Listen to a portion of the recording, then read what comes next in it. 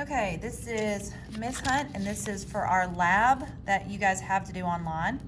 All right, so what we've done is day one, we have the following 3 cells, okay? And we're putting in these cells 1 mole of glucose dialysis or 1 mole of glucose in dialysis tubing, 1 mole of sodium chloride in the dialysis tubing, and 5% albumin.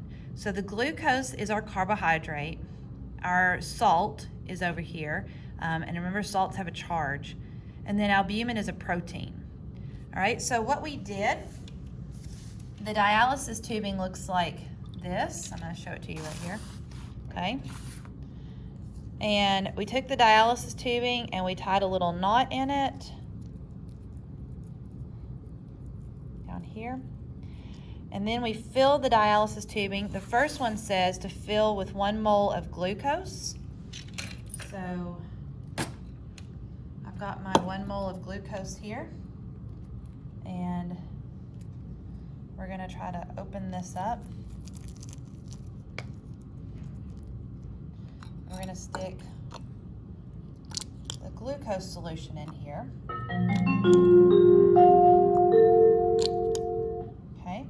Then we're going to tie it off, all right?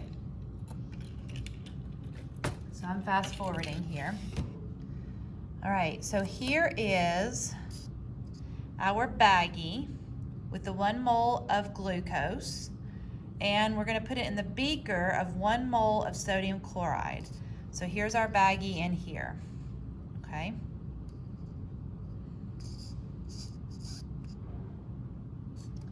All right. Trying to see, let's pick this one over here, okay?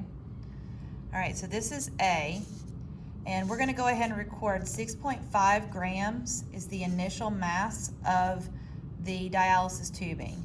So write that down on your paper, 6.5 grams is the initial mass for the beaker A, okay?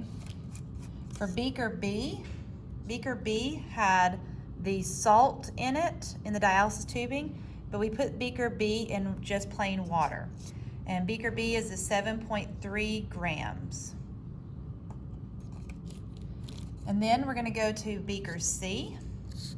This has got the albumin, the 5% albumin. And we have a mass of 9.4 grams. So make sure you're recording that. So on your chart here that I've made you, ooh, my chart kind of flipped over to the other side here. Okay, so you're filling out the masses of your initial mass of each beaker, okay?